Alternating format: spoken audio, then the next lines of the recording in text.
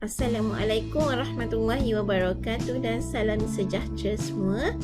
Kita berjumpa lagi dalam video asas sains komputer tingkatan 1 bab 3 struktur kawalan pelbagai pilihan.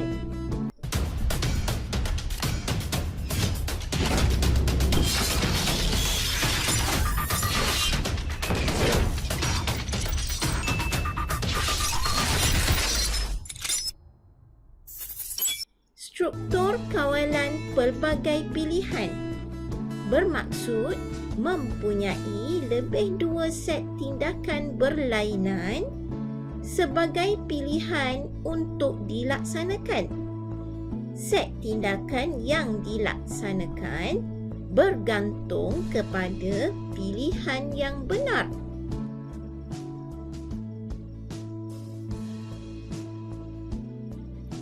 Mari kita lihat contoh 1. Sudokod dan carta alir untuk mengenal pasti sama ada nombor ialah nombor positif, negatif atau kosong.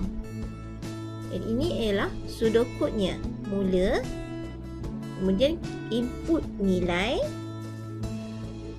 Kemudian syaratnya jika nilai kurang dari kosong, maka dia akan cetak nilai negatif.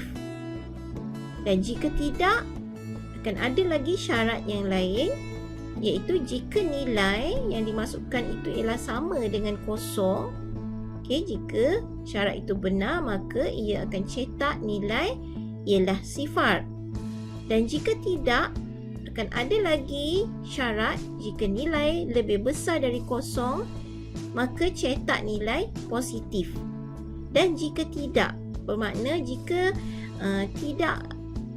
tidak memenuhi kesemua syarat di atas, dan dia akan cetak error. Kemudian terus tamat. Dan beginilah carta alir bagi struktur kawalan pelbagai pilihan ini.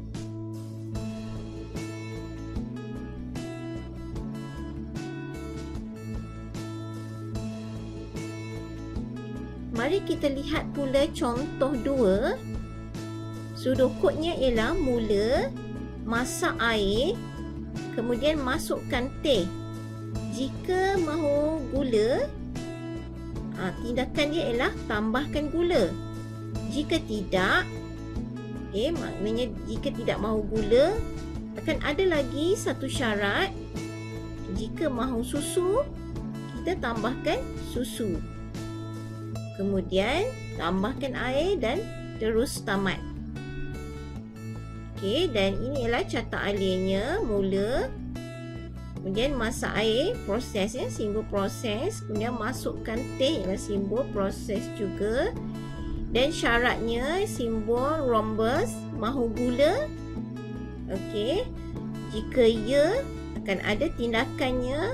Tindakannya ialah proses, tambah gula. Kemudian jika tidak, akan ada lagi syarat yang lain, iaitu mahu susu. Jika ya, akan ada lagi tindakan tambahkan susu. Dan jika tidak, prosesnya ialah tambahkan air dan terus tamat. Dan jika kita perhatikan di sini, struktur kawalan pelbagai pilihan ni dia mempunyai lebih daripada 2 syarat dan lebih daripada 2 tindakan.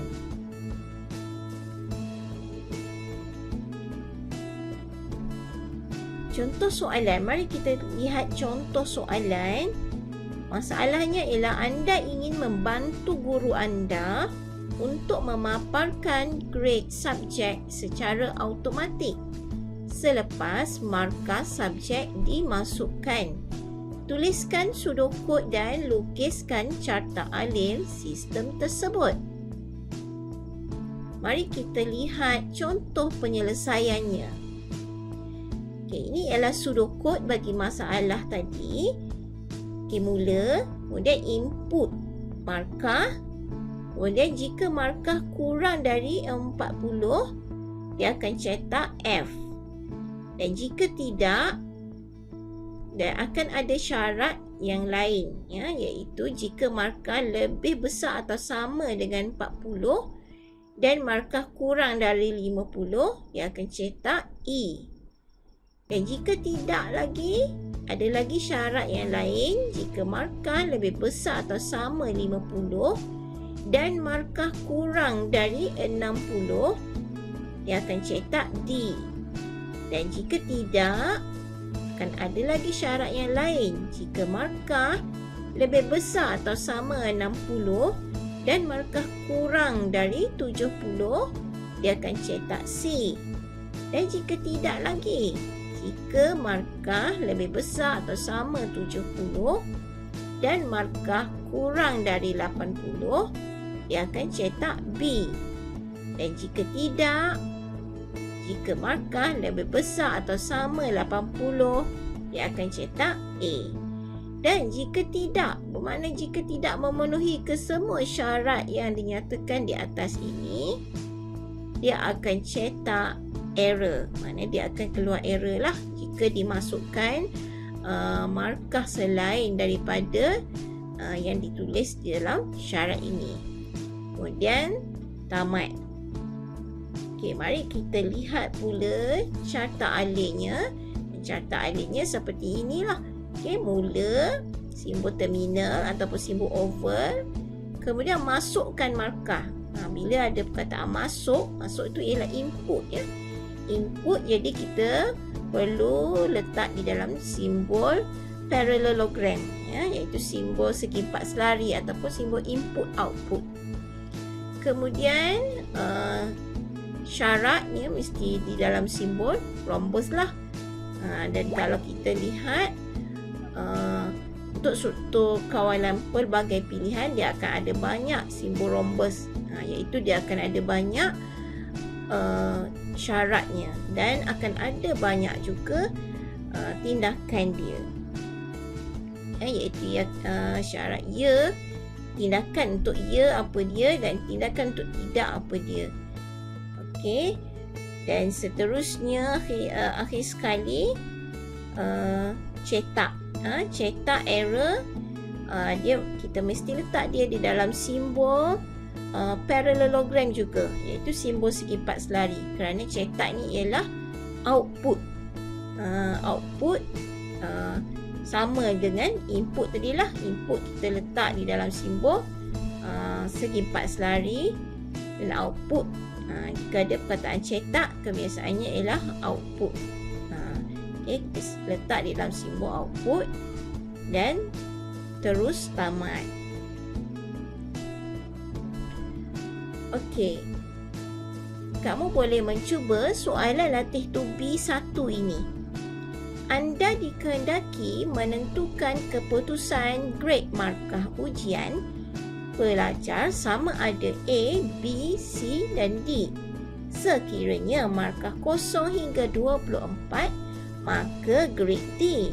Jika markah 25 hingga 49, maka grade C. Jika 50 hingga 74, maka grade B.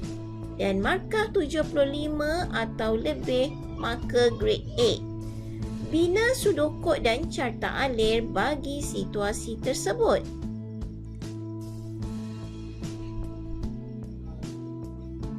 Soalan latih to be 2. Berdasarkan algoritma bagi bayaran tempat letak kenderaan di pusat membeli belah seperti di bawah, bina sudokod dan carta alir yang sesuai.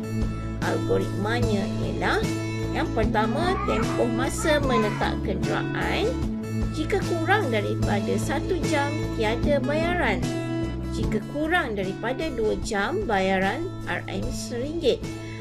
Jika kurang daripada 3 jam, bayaran RM2. Jika lebih daripada 3 jam, bayaran RM3. Dan paparkan bayaran. Dan jawapan bagi soalan latih to be 1 dan 2 boleh disemak di dalam video akan datang.